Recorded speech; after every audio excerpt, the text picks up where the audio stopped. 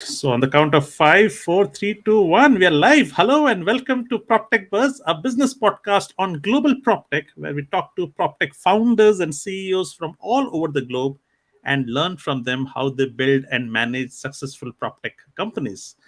Today, I'm thrilled to have with me a guest all the way from Mexico City, Louis Orestano, who is the co-founder and CEO of Spakio. Spakio is a one-stop shop solution to store physical items and that lets you manage them as if they were digital. So this is a pure play digital disruption into a very physical business. And very excited to have him on the podcast. But before I formally introduce him or welcome him, I would like all my audience to know that our podcast has reached close to 2000 subscribers now, which is on YouTube and on audio only Spotify. So if you have been listening to this podcast and have not yet hit that like and subscribe button, please do that, because more people like and subscribe, the wider is the reach of this content, because we have had some fascinating guests in the past, global PropTech founders, VCs, CEOs, and we are going to have some very exciting guests also in the coming days. So please shower your love and support. We'll appreciate that. And not just that, we also launched our platform, proptechbuzz.com, which is the world's only platform where PropTech products are launched and promoted on the global stage. So check that out. We have had some fascinating adoption yet. We reached 1,000 members already, and on an average 15 I should be quoting the numbers right. On an average, 15,000 people are visiting our website since we launched. So these are really encouraging numbers. So please check them out. And if you are a PropTech founder or if you have a PropTech product, please launch it on our platform. It's completely free, and just that the ecosystem grows with this. With that, let's welcome again Louis. Louis, welcome to PropTech Buzz. How are you doing today? Hi, Robbie. I'm doing great. Thank you so much for having us, for inviting us. It's great to be here with you on the podcast, and congratulations on everything you're doing. It's great to hear these numbers, and happy to share this Spakio story with all your audience. Excellent. So I've been meaning to have this conversation with you. We actually shared, we keep a track on all the fundraise that happen around the globe. And on our LinkedIn page, we had shared about you, about your fundraise that you did, your seed round. And ever since, I've been meaning to have you on the podcast. I'm very happy that finally we could make it. So very excited to know everything about this industry, which is primarily a physical industry, and to know how you are disrupting it with technology. But before we talk about that, why don't we learn a little bit about your background, your career trajectory, and your transition story of building Spakio? Sure. Thanks, Robbie. So I'm a Mexican. No, I was born and raised in Mexico City. I lived here pretty much all my life. I did Mhm. college here, and after finishing college, I knew I wanted to do something in entrepreneurship. I wasn't sure what I wanted to do, and so a great path for me to kind of like start learning about different industries and different things. I decided to join a consulting firm, Bain and Company, which you probably know is a global firm. It has offices all over the world. And while I was there, I was able to work on projects in, of course, in Mexico, in the US, in Brazil, in Panama, and other locations in Latin America. And after a few years, I was able to go to do my MBA at Harvard Business School. So I was there for a couple of years. Oh, And nice. it was actually while I was there that I developed the original idea of Spakio. I was there between 2013 and 2015, so almost 10 years ago. Um, and the thing is, my wife and I, we were just married, and we moved to a very small apartment in Boston. And we moved to this apartment because we wanted to be close to the university. And so we had, it was like a 30 square meter apartment, which is pretty small. And sorry, I in Mexico we talk about square meters, not square feet. So I hope that's not too difficult for No, everyone to no problem. Yeah. get the sense of the numbers. But it was a very tiny apartment, and so we had the closets completely filled, and we had things under the bed, and we had things under the couch, and we lived amongst things, right? Mm. Uh, and so while I was there, and you're taking all these entrepreneurship classes, and they tell you, like, think about a problem that you have, and from there might be an opportunity, because this problem that you're having might be something that someone else might be having as well. Mm. Uh, and so I started thinking, like, if you can buy anything you want online, uh, Mm. why can't you just buy space, right? That was like the original question. Like, if I Right. need an extra closet or an extra couple of closets, why can't I just buy these closets? Why do I need to move to a larger apartment with what it implies in the monthly rent and all of these extra expenses? And also I need to move. Like, there's a lot of things that need to happen for you to have this extra space. So Right. that was like the initial thought, right? And the way I thought about this is like, okay, you can buy space like a self-storage company, like a physical location, but I don't have a car. I'm not going to be like Ubering back and forth my stuff, because like it's going to be extremely painful to do this. I don't really have, I didn't have much time. Also, like the pain of carrying something or asking my wife, like, can you bring this box back or something like that? Like, it would just be too painful. And so I started researching like the idea, understanding it a bit more, and I understood that at least in the US, it's a huge industry. Like, the self-storage industry is around $40 billion per year in sales. Um, but I mean, I was still studying business school. I had to come back to Bain. I was a sponsored student, so I had to come back to them for a couple of years. And then I had a personal situation that was difficult, which made me put on hold the dreams of launching the venture close to 2016, 2017. My father, he got cancer, he passed away, so it was like a very difficult time. And in that moment, my grandfather, on my mother's side, he invited me to come work for him and to manage like the real estate arm of the family business. So I was doing that for the past 5 years. Like the CEO of a small real estate company, and we did industrial projects, commercial projects, residential projects. We either managed them or we invested in them through the company. And so, and this was all in Mexico. So this is back in Mexico, and I still have this idea in the back of my mind, and I see a lot of things happening in the meantime. So on one side, you have a lot of new VC funds and funding coming to Latin America as a region, which was not the case in 2015 when I graduated. Then you have the pandemic and everything that the pandemic brought with like the changes in the way we live, right? More digitalization in the economy for Latin America, more remote work, more mobility, all of these things that changed with the pandemic. And then with my job, I noticed a couple of things that were very important. So on one hand, we invested in residential projects that were like very small living units, 50, 60 square meters for full families, which in my mind was too small, but that was the only way the project would make money. That was the only way that you can have a product that's affordable for more people, and that still works for the developer, right? So you have this problem where developers need to build smaller units to make the business work. And on the other hand, I experienced firsthand like how difficult it is to develop properties in Mexico, like to be able to get the permits, to build everything, to work with unions, to work with neighbors, to like the communities, like all of these challenges in developing, right? So I was there from 2017 to 2022, which was actually what the year when we went into Spakio full time. And so I saw all these things, and so I started doing more research on the self-storage industry. And it turns out that in Latin America, well, at least in Mexico, I have the Mexico numbers, but this you can extrapolate it across Latin America. In the US, for example, you have about 500 square meters per every 1,000 people. So there's 500 square meters built of self-storage per capita in a sense. In Mexico, you only have about 7 per capita. So it's like 98% less. And the reason is not that people don't have this need, right? Because the ones that are built are full. They're at 85, 90% plus occupation, which in like the self-storage industry, that's pretty much full, because you always have variations at the top, right? There's always people leaving and coming. In the US, it's the same. It's like the occupation is close to 90%.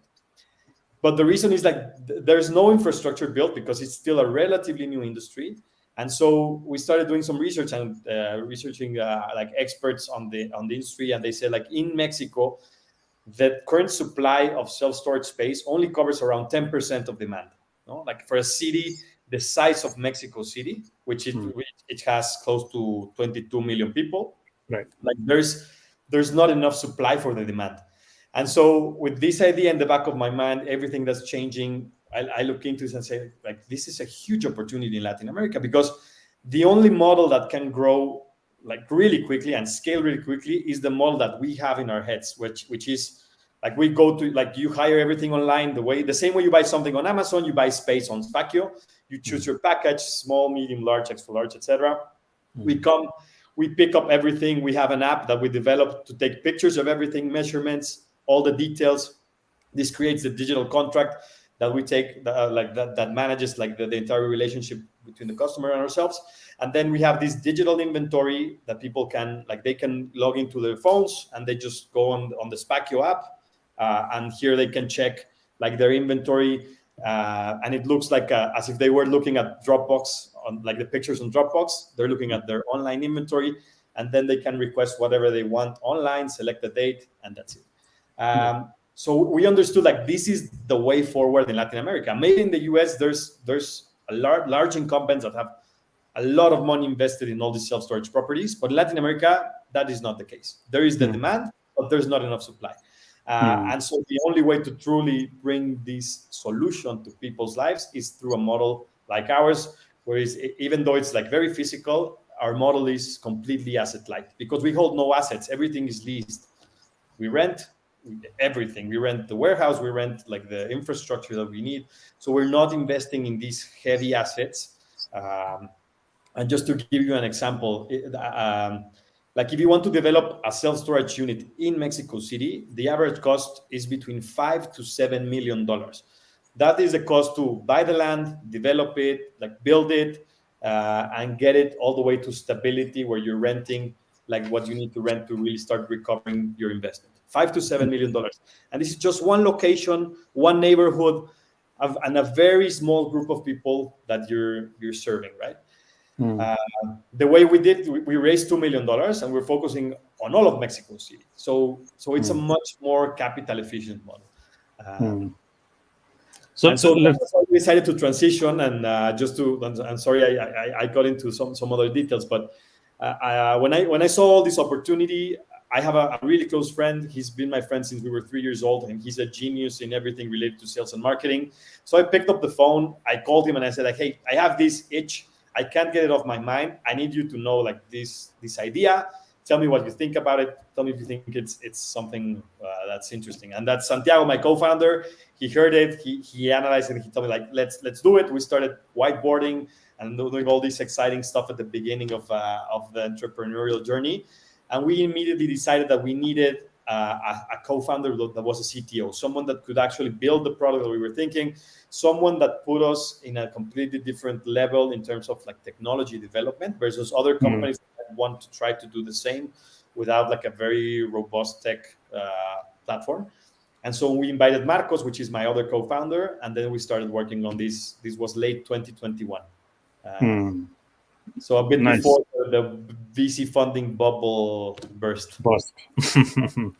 Now, so let me ask you a question that I'm curious about.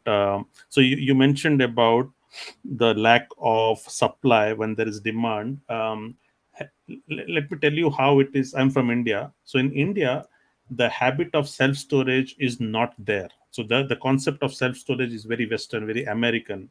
In India, people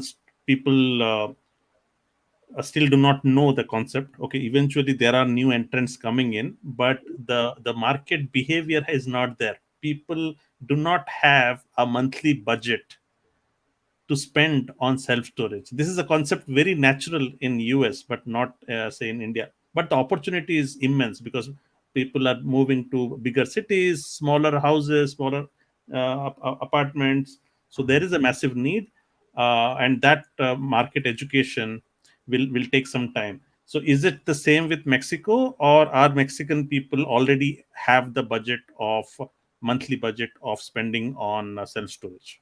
So I guess we're probably somewhere in between. So there is a large company that replicated the model of large self-storage companies in the US, and they've set up around 30 units in Mexico City, just in Mexico City. And these guys have published articles where they believe that they can grow 6-7 times just in Mexico City. They don't even need to focus anywhere else because just this city has a lot of room to grow. And that was a big help for us as we were launching, because if we didn't have these players that were already like coming in the market, it would have been difficult to validate uh, that people are willing to pay for this extra space, right? Um, and so people from like the middle class upwards, like they do have the ability to pay. And the way our model is built, it's really cheap. So like you get an extra closet for close to $10 a month, like a relatively larger closet. So the way we were building the product for Latin America, it's that needs to be affordable, right? That's actually one of our value propositions. That if you go to a self-storage unit versus us, we're saving you 40% versus what you would pay on a self-storage unit. So that's how we're driving this adoption and this as you said, like this customer understanding that there's an alternative, and they don't need to be constrained to their, I guess, to the physical spaces where they're living right now. But it will definitely be one of the challenges, right? As we're building Spakio, actually, when we fundraised, one of the biggest challenges was convincing the funds that this is a large enough market. Just to give you some sense in terms of the numbers, like in the US, the market is 40 billion. In Mexico, it's close to 200 million. So it's developing. It's still relatively new, but it's developing. And then you have all these articles talking about like it should be like 10 times. So articles say that it should be like around 2 billion. And how else can we kind of like get a sense, like, does this number actually make sense or not? And one of the ways that we can like try to make sense of this number is like if you compare the size of the economy of Mexico versus the size of the economy of the US, which is a better proxy to the need rather than population, right? Because people in Mexico are poorer than people in the US, of course. Right. Even though we have like a third of the population, our economy is around 5% of the economy in the US. And so if we take that 5% as a reference and multiply it by the 40 billion in the US, you get this around this $2 billion number. And that, so that's like on the top down analysis to understand like is the market there and will people adopt this? Right. But like on the bottom up approach, before we went all into Spakio, we tested the idea. We built this website. We built the entire solution. Like people could go in, hire a package, select the like all of the things that you need. They would have the digital inventory. They would pay, etc. It was just the three founders. We outsourced everything, movers, like everything was outsourced. And we wanted to know, like, will people actually buy this solution? No, that was like the first thing that we want on our minds. And we put in like a very, very small marketing budget, close to like $700 a month. And we started generating in monthly revenues close to $1,000 a month. So we said like, okay, we're investing $700 a month. We're generating a monthly recurring revenue around 1,000. Right. And we started getting like even larger companies to contact us like, hey, I am interested in the solution. And we had just launched like a few weeks ago. And so we decided like the need is there. Like people are actually looking for this solution because you have like self-storage units, there's not that many, and wherever they are, they're already full. So pretty much like you go and you get the space that you can find, like whatever you can find. And then there's these other like storage companies like do like third-party logistics, but they usually serve large clients. They don't focus on like smaller B2B clients, and of course like the B2C segment is completely forgotten for them. So help us understand. So while there are customers who already want it, there is it's a spectrum, right? The spectrum starts from somebody who is already actively doing it, which would be your sweet spot, to on that spectrum on the extreme left is somebody that is not aware of this, or maybe they have not used to spending that amount. That would be a new habit change for them to spend. They would rather clutter their house with with stuff. And Exactly. then somewhere on the middle is where they want to try out this idea and stuff like that, right? My question to you is, how did you how's your so how did you differentiate yourself from the market in terms of existing players, and how did technology help here? What did you do to convince the market? Like how are you persuading the market, and so on and so forth, in terms of educating the market? Okay, so that's a great question. So let me share like the value proposition, like the full value proposition, and then how we are capturing customers. So Hmm. like, which is like how instead of like educating the whole market, which would be too expensive, Expensive, like yeah. focus on educating the people with the problem in the moment, no? And Right, that's kind of like how we're thinking about growth at this stage. right, Uh, so the value proposition is based on three pillars. One of them, as I was saying, is savings. Like we save people close to 40% versus self storage. And the reason why we can do this, even though we are renting a warehouse, like there's this arbitrage in terms of like real estate, is because if you go to a self storage unit, you rent an entire unit. And this means like whether you put inside a pen or a piece of paper or you fill it up to the top, you're paying exactly the same. And right. most people, they don't use the entire thing. Like there's a Hmm. lot of air that you're renting in a way. Got it. Like if this was the self-storage unit and I'm here and this is only the space that I use, there's this air that I'm renting, but Got I'm it. using it. And so the way we do it is we charge customers only for what they use because we Hmm. have this large warehouse and we Right. can charge them only for what they use. And because we do that, we can save them around 40%. So how do you do that? How do you ensure, because you would be renting out the entire space? So is there a tech play there where you're optimizing space usage in square meter size or something of that sort? Is that your secret sauce there? Uh, so the secret sauce is it's more like on like the business model, how the business model is built, but you couldn't do it without tech. Like Hmm. so as we keep growing, the Right. way we accommodate like arrange things in our warehouse Hmm. optimizes space to the maximum, right? And Hmm. so that's why we can take these things, charge you only for the space we use, and we bring it to our warehouse and we just arrange it in a way that just makes sense, that optimizes the space that we use. Hmm. And the reason why it works is because you have digital inventory, because otherwise like and then there's some like moving companies that offer these services in Mexico where they Hmm. would carry everything on paper and they would just keep a list of the items that you have and that's it. Of course, with technology, the customer experience is dramatically better, right? Because they have Hmm. this digital inventory, they have their things, they can order, etc. But the reason why it works is like industrial space is very cheap because, for example, in Hmm. our warehouse, we have right now we have around 2,000 square meters of space. Hmm. But the thing is, our warehouse is close to 12 meters in height, so Hmm. that's where you actually make the big spread.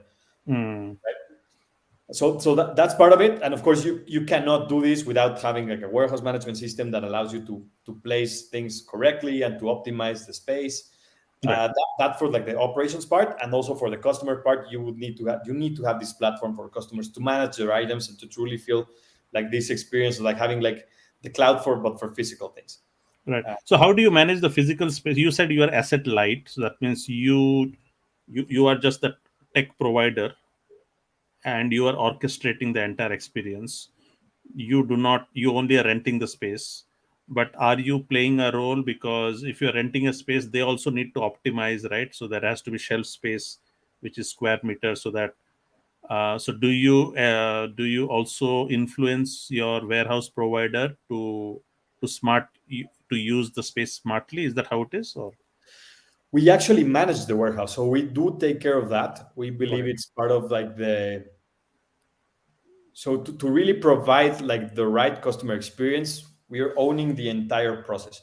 In the Hmm. future, we believe that we might be able to find Partners. investors that say, okay, I have a warehouse, I can put in the structure, the racks, and all of the Got it. Yeah. infrastructure that need to go up, and then they rent to us the space as we grow or something along those lines, and then Hmm. they make money, we make money, and we don't really invest in having the warehouse or the locations, etc.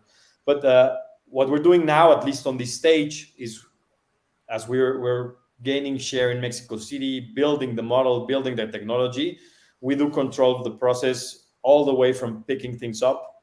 Hmm. Typically, a team that's Spakio, that's a Spakio team, bring it to our warehouse, and we control the warehouse. And as we grow, we lease the additional infrastructure that we need, and that's kind of like the way we're thinking about growth. Because if you just like go all in and build all this infrastructure while you're ramping up your sales, the problem is that you probably overspend money on infrastructure that you didn't really need. So what we did is like we have this warehouse, and then we start filling it up. Got it. Once it starts getting close to getting filled up, we start building the structures to go above a certain level. And Got so it. that's how we're like to get it to go all the way to the top, right? And then that's how we make this. And once it's full, that's it. You don't really move because things can stay there for years. Like we have had customers. We turned on the Google Ads switch on March of last year, and there's customers that started with us in April last year, May last year, and they're still with us. They have not moved, and that's great. No, that's fantastic news for a business like this recurrence. It's amazing. So, Um, so they pay a monthly fee for storage, and if they order their stuff, what is the experience like? Do they get it in a few hours or within 24 hours? How does it work out? it's typically 24 hours, so it's like typically next day. We don't Okay. offer same day because it's just too complex, because like all of the operations teams, they depart in the morning, whether they're gonna do pickups or deliveries. And Right. but next day is very convenient. Like we arrange, we have like we have 3 trucks, different truck sizes that we can accommodate. And so we have right now, to scale, we need to build the technology to manage this. Right now we have someone with experience doing this, that he arranges the routes, contacts customers, etc., and so that we can do everything typically next day, uh, with 80% certainty. Maybe like 95% certainty would be 48 hours, and 100% certainty 72 hours. That's kind of like how we're delivering the items. And you're charging for the delivery and pickup. Exactly. So the way we set up the model, we don't charge for pickups when you're staying more than 4 months or more. And the Hmm. reason is we want to reduce the barrier, and we want to, like, the customers that are thinking about this long term, we want all of them to come with us, right? Like we want Got to it. be their their their their first choice. Right. For deliveries, we do charge. We subsidize like small deliveries, because we Right. want to make people feel like if they need a box back or whatever, like it would be really cheap. What we've seen since we started operating is that people don't order back their stuff. Like it's very Hmm. rare. Like everyone thinks like, oh, but what if I needed something once a month? And the reality is that they don't. Like they Exactly. don't This is order this. anything. Yeah. This was my next question actually. What percentage of people get back to the stuff? I'm assuming less than 20% So regular. yeah, the churn that we have, the way we modeled, it was around 8% per month. So we imagined that we would lose 8% of our customers each month, and we wanted to make the numbers with that churn work. The Hmm. first few months we were close to 6%. So we were like, okay, that's great. We're below what we modeled. Hmm. This past couple of months, we are at close to 3% per month.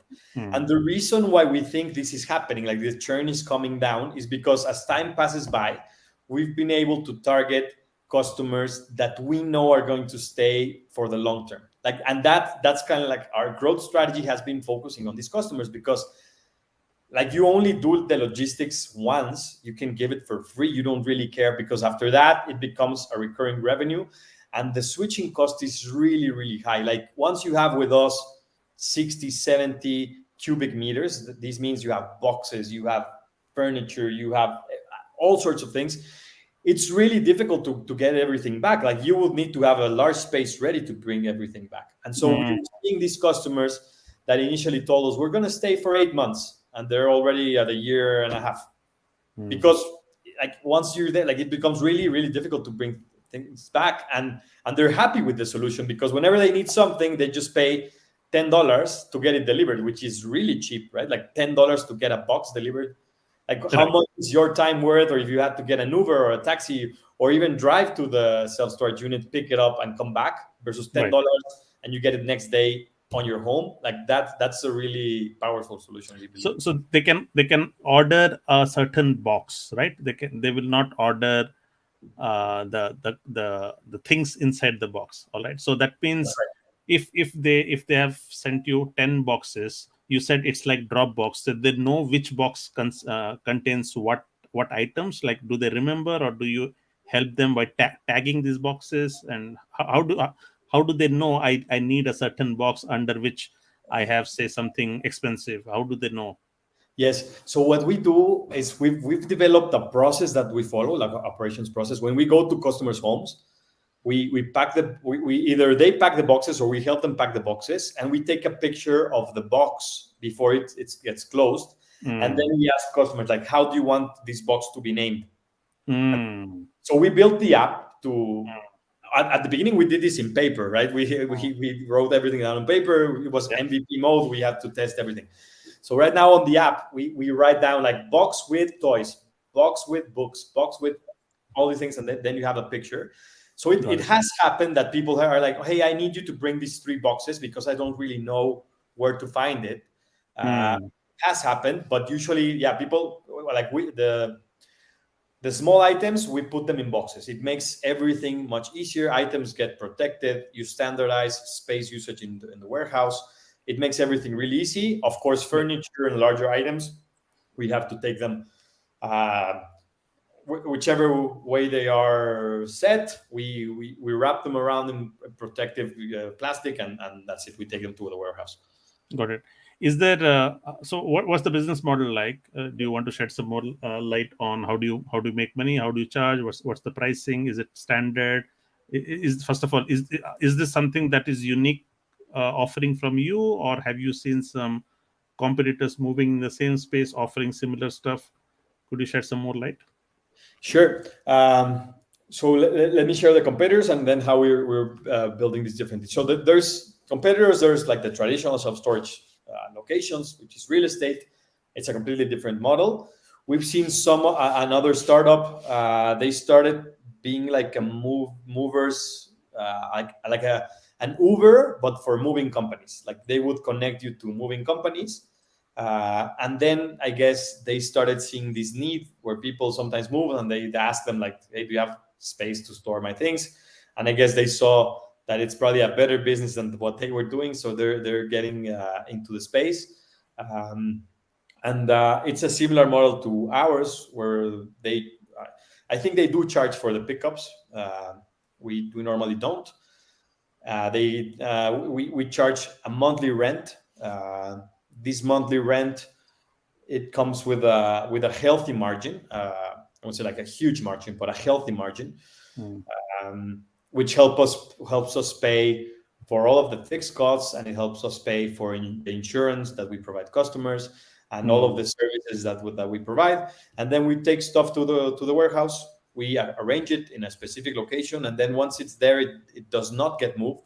Mm. Uh, and we only charge customers every month for the space they use. If they ask for something, they order it on their phone or on their website, and they get it delivered. And we adjust the rate depending on how much space they use, which is another important feature, right? Because if you rent a big unit and then you take stuff out, you're still paying the same amount of money, Right. like, and you Yeah. wouldn't move because it's Mm. too inconvenient, right? To move to another unit just to save a few bucks. Got Here it. with us, if you get something delivered, we immediately adjust your rate, and on the next monthly like payment, we adjust it, and you only pay for literally the space that you use. So that's like the basic business model. Mm. That's kind of how it works right now. So it's pretty simple. Like we're in a way we're doing what Amazon Web Services did for like the cloud computing business. Like you Mm. build the infrastructure. We have the warehouse, Mm. and then it's as if we bought space on wholesale because we're renting a large warehouse, and then Mm. we're selling it on retail because we're selling space piece by piece, and Got it. that breakdown is what gives us our margin. Got it. Excellent. I think this is fantastic. Um, just wanted to know. So you mentioned about that you are unique. Others are traditional providers. With this, where do you like, what is the LTV like, on an average? You said that the switching cost is too expensive, so people, once they come to you when they're happy, there's no reason for them to switch. However, Yes. what is the lifetime value of a customer? How long do they stick around if they are with you? Like, first of Yes. all, how many months have you been operating by now? So we've been operating about 18 months right Oh, now. Of mm, course, every month, like at the beginning, we had like 6 new customers, and we were mm, really happy. Like we had paying customers at the beginning, and then this base has been growing. I guess it depends. Like if the churn holds at around 3%, we would have like an average of around 33 months. Uh, mm, the last time we did this math was close to April, and we had this churn of around 6%. mm. And so with this churn of 6%, like the average retention would be close to 16 months, 16 Okay, months. got So, but of course, like we've been operating only for 18 months. it. So Exactly, that's what I we wanted to. calculated is only based on like 100% over the percentage of churn, and that's how we estimate how many months would customers stay. Got Uh, but right now, for example, with our churn at 3%, we would expect it to be 33 months. got it. And the reference that we have is like this large company, this large self storage company in Mexico. They have an average of around 24 months, and so we believe that it's going to be probably around there, somewhere between 20 and Mm, 25. Uh, which is great. Like it's a pretty good business, and if you have like the lifetime value over CAC, the multiple is it's really really good. I very guess good. that's what convinced the investors that came on board with Spakio, because of course like the market is not there yet, and it wasn't like your initial question. Like if the market is not there yet, like how are you convincing them? Uh, Mm. the initial traction led us to believe that this was like a really good, like a solid business to be built in Latin America. And your Uh, CAC is primarily digital marketing, or do you do some other kinds of advertising as well? Yeah. So at first it was only Google Ads, literally Google Ads. We put Mm. something else on social media, but really like it was not very powerful. Like Google Ads was by far our best investment, Mm. because you capture people that already have the need. No, like there's people that they're moving, or they're living amongst things, and they're like, I need extra space, and they go online and search like self storage for rent, self storage, home delivery, and some of these words, and then we appear, and that's when we lock them in. But going back actually to the point that you were asking, like how are you like creating this market, like are creating in people's minds like that you exist? So of course we do now Google Ads. We have some investment in social media platforms, Meta platforms, but we also identify like two big channels that allow us to actually like put in people's minds the solution when they have the problem. So one of them is we are targeting through LinkedIn, and we're building a network of real estate brokers, which there are thousands of real estate brokers, Mm. and most of them they already work on a fee-based like scheme. And Mm. usually if they're selling a property, it takes a lot of time before they charge a fee. Of course amounts are larger, but with Mm. us we have this reference program where they, if they bring someone, which we pay them the first month. And so for us, like we control the cost of acquisition at 1 month of rent, which is exactly where we want to keep it. And it helps us capture people that wouldn't otherwise go online maybe and search for a solution, because they don't even know that this sort of thing. Exactly. Yeah, exactly. If they don't even know what are the other channels to tell them that this exists, so brokers are a good one because they can go and talk to their clients about it. Exactly. So imagine a broker, like the customer of the broker approaches them and says like, hey, I want to rent my apartment, uh, Mm. but I need to empty it because it has my stuff. And Mm. so the broker sees the situation and says, hey, use Spakio. And then we achieve two things. We reach them out at the moment when they have the need. And Need. the Yeah. second one is we get some validation by the broker, because actually like Mm. our biggest issue right now, and that's why we're also so grateful that you invited us. The solution seems too good to be true. And in countries like Mexico, and I guess in Latin America it will be exactly the same, we are wary by nature. So we don't trust, like we believe like it could be a scam, because like I hire someone, they come to my house, they take all my stuff, and maybe I never see them again. Like, and Yes, they yes, that's literally interesting. rob me in my face, and I paid them to rob me, and that's what people worry about. Interesting. Literally, I have the customer success on my phone. I see it all the time. I want to know what people are asking and saying. And Okay. literally, the questions are like, "How do I know you're not robbing me?" And so we need to send them all our legal documents and share, like, "Oh, look, we were in this news," and all of these things to get them to trust that we're not a company that Nice. wants to steal their items. But that's a big problem. But people do need the solution. They love the value proposition, and they love the price that they're getting. Right, like Hmm.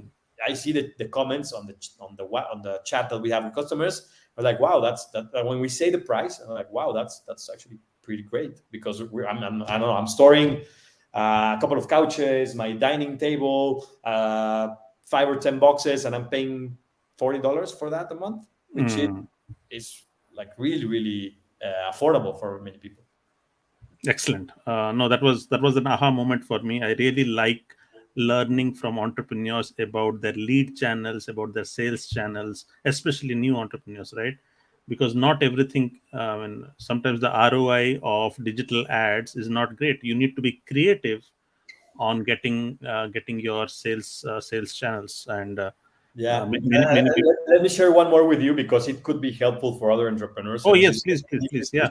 share strategies, tactics that have worked. So the other thing that we did, and we found it to be a great channel, and you probably already know about this because you use it a lot, is LinkedIn. Hmm. Uh, so we discovered that B2B customers are a great set of customers for us, like small companies, not very large companies, but companies that would rent a self-storage unit to store Hmm. their files or to store inventory, Hmm. like excess inventory for the seasons, etc. So what we did is, at first I told Santiago, my co-founder, like, let's just write from our accounts and target as many people as we can, and we spend an hour a day. And then Marcos, the CTO, said like, no, there's a robot that does that. So there's this robot that you build the messages that you should be sending. And so it starts with the initial message introducing ourselves, and then it sends a message with more detail, and then it sends the video of what we do. And then so this way we're adding people that are relevant for us. You segment like the type of people that you want to approach, and Could you then could you could you shed some more light? Where do you get these robots? so it's a marketing agency, and I'm happy to share with you So in the it's an notes. AI chatbot. It's I don't know exactly the technology behind it. I think it's Okay, simpler than an AI chatbot, because it just like you have these four messages scheduled, and right, then once like the like the response from the people you're reaching out to right, changes, right.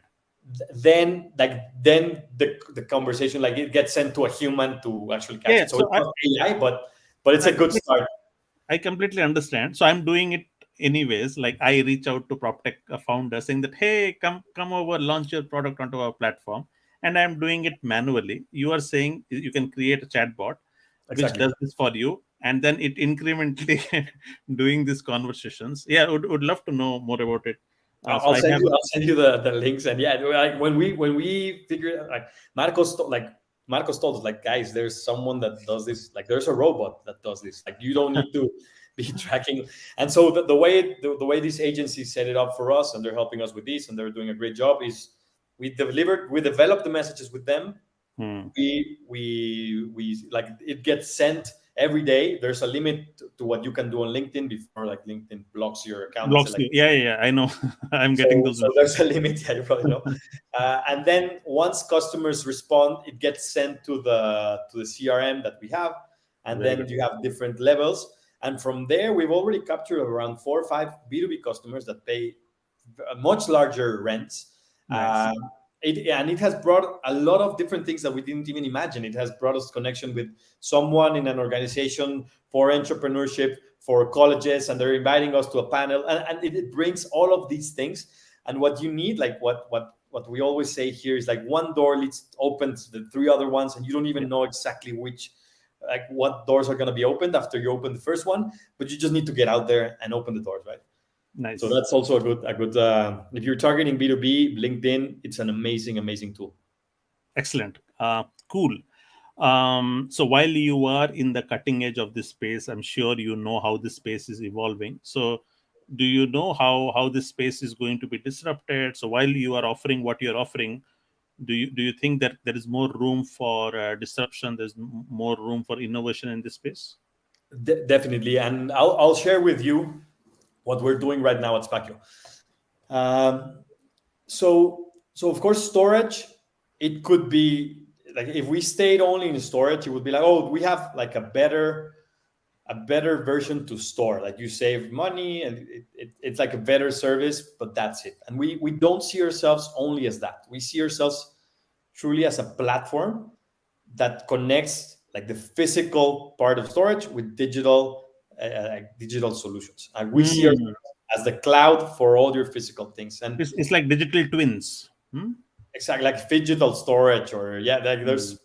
So what we think is, like, if I have these items that are yours with Hmm. me, and for you they're really like living in this digital room called Spakio, which Hmm. you only see in your phone because you don't go to the warehouse, you only see it in your phone. Like, what else could Spakio do for you, right? And there's a lot of alternatives as to how we see Spakio growing. And so one of the things that we're developing right now, because we're thinking that this will really put us in a very different position regarding our like the Series A fundraising, is we started visiting customers that hired us and trying to understand, like the typical Y Combinator advice, like go to your customers, talk to them, understand why they hired you, etc. So one of the founders, at least in the first 8-10 months, we had to go to the pickups and talk to customers. And one of the things that we identified is that the customers that are storing usually have another need at the same time, which is, I need to sell these items. Like this. Very good. And so what we discovered, like when we went to their houses, and this is like a true example. I went Hmm. to a customer's house, and she said, like, hey, like, store these boxes and store this couch, but this dining table, I don't want to store it. I don't know if I'm going to use it. So my neighbor is going to come pick it up. Like, that's it. I don't, like, I lost all the value. I don't really care, because Hmm. the thing is, I don't want to pay extra for that. Right. And so we started identifying, like, there's this huge problem in terms of like secondhand items selling. And of Hmm. course, there's a lot of problems in secondhand buying. So what we're building right now, it's a like a complement to our platform, where Hmm. you can choose to store with us at a Hmm. discounted rate, and we Hmm. will help you sell the items, Got it. which just by itself, like, it brings us like storage business, plus it could bring us Market. like the marketplace business. Yeah. And with that, we believe we're going to be able to capture a lot of product that otherwise, like, other players doing this would not be able to capture. Because if Hmm. you like, if you're a uh, pure tech play like eBay, like people need to upload their items. And in the US, this is very developed. Of course, in Hmm. Mexico, it is not as developed, and there's a lot of barriers to do this. Hmm. Uh, so that's where we think, if we connect the two products, and then we Hmm. offer people, you can store or you can sell, or you can do both, like, Hmm. and that's where we see our product really evolving. Hmm. The purpose of our company is not like to provide more, like to provide a better solution for space needs. The purpose of our company, what we define, is that we want to provide people with more freedom, and this means, like, Hmm. it's like a bigger purpose, and that's where we see this evolving. Like, and we're thinking about selling, but then you could also expand it to renting, and then you could Hmm. also expanding to have this moving platform, like, to connect third-party logistics with people just moving stuff after they've Hmm. stored them, or they want to store them. Hmm. And so we Right. we we see this whole ecosystem that can be developed from uh, like starting from the storage platform. Got it. I think this is excellent. My next question was on the fundraising story. So you raised $2 million. Primarily, that was for where did you spend it on the product, I suppose, and capturing the market and marketing. Usually, this is my question that I always ask whenever you're raising a seed round. Where does that money go in? So could you shed some more light? Sure. So in very simplistic terms, what we determine in terms of like our budget, we said, okay, we raised $2 million. A quarter of that will go to the rents and to the leases and to all of the operations part, like to the movers and to all of that part. Uh, and we want to do this at this stage because we believe it's like a key differentiating point, and it gives us a lot of learnings. And as we scale, we have ideas on how we're going to outsource all of this. But for now, we're doing it. A quarter of the money goes to growth, marketing, all of these initiatives to really build content around what we're doing, etc. Mm-hmm. A quarter of the money goes to tech. Basically, we have a 6 people tech team. They're building. We actually launched yesterday on the App Store our app. We have a new platform. We're building a new website because the one that we built on WordPress, I mean, it was built by Marcos, my co-founder. It was great, but of course, like the design, it has a lot of room for improvement, and we believe like it's a good investment. So we're a quarter on the product, and then a quarter goes on overhead related to everything else that you need to have to actually be able to operate, salaries, founders, accounting, accountants, all of these other things that you need. So that's kind of like how we split the money. I mean, we're still getting started, so we still hold like at least like 3/4 of our funding, and we're very mindful about like the environment. In a way, we feel that we were kind of lucky about that. Well, not lucky, but we raised money. We started raising money when it was already difficult. We were fortunate enough to find really great investors, really great partners that we would have chosen them even if we had more offers. Like we feel really happy with our investors, and we were able to raise like a large seed round for us to be able to do to get it to the level we wanted it to go. But we're also pretty frugal about how we're spending our money. So, for example, the rent that we pay is for the warehouse, and there we have some small offices, but we don't have offices for like Spakio corporate, like because it would like unnecessary expenses. We have a lot of people that are remote. So what we did is we have a small office that belongs to Marcos, my co-founder's family. He charges a very small rent, and we adapted it like as if it was a co-working space where if you need an office and you want to work in an office, here it is. If you want to work wherever you are, feel free. And so we're very frugal about how we are spending our funding. Oh, we're very mindful about that. So what would be your runway for this round? So would you be able to like for the next 18 months or so, or? Yes. Ideally, of course, like everything, one of the questions is like, what have you learned? We've learned that things take longer than you think. They're harder than you think. They're more expensive than you think. But Yeah. Why don't you? Yeah. That. I mean, I'm being mindful of your time here. We still have 3 minutes. Maybe that would be a good way to end. What are the lessons? What are the biggest lessons that you have learned from this journey? Your highs and the lows. Yeah, so the highs, like the biggest lesson for me is like the team is everything. Like my co-founders and I, we work in complete synchrony because I guess like what I would say is what I also say to my wife in my marriage. Like you need to be aligned in values, like the way you're thinking about, like we're all aligned in terms of frugality of what we want to build. Like in values, we're perfectly aligned, but in other things, like in competencies, we're completely different. So that's the way we set up the team, and I'm really happy to say like we rarely argue. We're usually aligned, and when we argue about the idea. We never attack each other. And this team has really put us in like I believe like working together has really put us in a very different trajectory. So for me, like the high is like the team is everything. I could do everything with these other two guys. Like I know we could like it could be Spakio, it could be something else. Like we will make it work, and we will find a way. In terms of the lows, like the biggest learning is exactly that. Like you do a model, and even though you feel like you're doing conservative assumptions, it usually takes twice as money as you thought, twice as long as you thought. Like all the things that you feel are easy, sometimes are not that easy.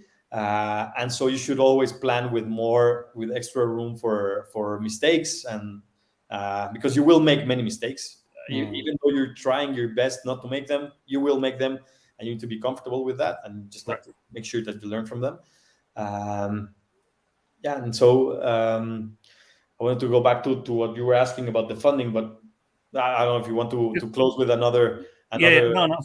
So what's your next step? Like, what the next year? How does it look like? So it is primarily market capturing, getting growth. That's how it Exactly. is supposed to be. We're growing, launching the entire marketplace division, focusing only on Mexico City. We believe our business, at least at this stage, with this funding, if we wanted to expand to another city, we would start losing focus, resources. We believe it's better to build a great product in one city, and then once you have it perfectly, like, or at least very well defined, we raise the next round, and then we start expanding to the other 4 or 5 largest cities in Latin America for the next round. And that's kind of like how we're thinking about this. We still have runway, yes, for about 16, 18 months. Yeah. As we grow sales, this runway like holds steady. So like time passes, but the runway, like the months in runway, holds steady, which is great. Eventually, we hope that we can actually we could even reach profitability if we have to. Like if we see the ecosystem is still difficult for fundraising, we could make a decision. Hey, let's halt growth, let's adjust. We're profitable, and then we keep growing with the funds that we have left. Of course, we hope that things will change for next year, and hopefully we'll be able to raise a larger round next year that will enable us to really become like a LATAM company, not just a Mexico company. Excellent. Well, this brings us the end of a very, very fascinating conversation, very engaging. Thank you, Luis, for sharing with us the wealth of knowledge. Great insights. I absolutely loved your sales channels, creative sales channels. That was a big takeaway for me. And all the best for your future, Luis. Thank you so much, Ravi. Thank you so much for having me. It was great. I really, really enjoyed the conversation. I wish you all the best with what you're doing with PropTech. Like all of us founders in PropTech, we're grateful with you. I know, because you're building this community, and that's what we need more people to know about this industry. Yeah. So thank you very, very much. By the way, we are building some engagement features, so you'll get some notifications where you will come back to the platform and you will be able to engage with other founders across the globe. I already had one person from UK who is solving similar problem that you are solving in the UK market. They also did a fundraise, and they're doing a fundraise. So you'll be able to see at other entrepreneurs who are trying to solve the same problem or adjacent problem, and so on and so forth. So yeah, you will get some notification or emails from us where you will be able to Thanks, find Ravi. more value. We are building, what you saw is just an MVP. We are now building a full stack of more engagement for PropTech founders. With that, Fantastic. thank you Fantastic. so much, guys. See you Thank you, around. Ravi. Bye-bye. It was great. Bye. Bye-bye.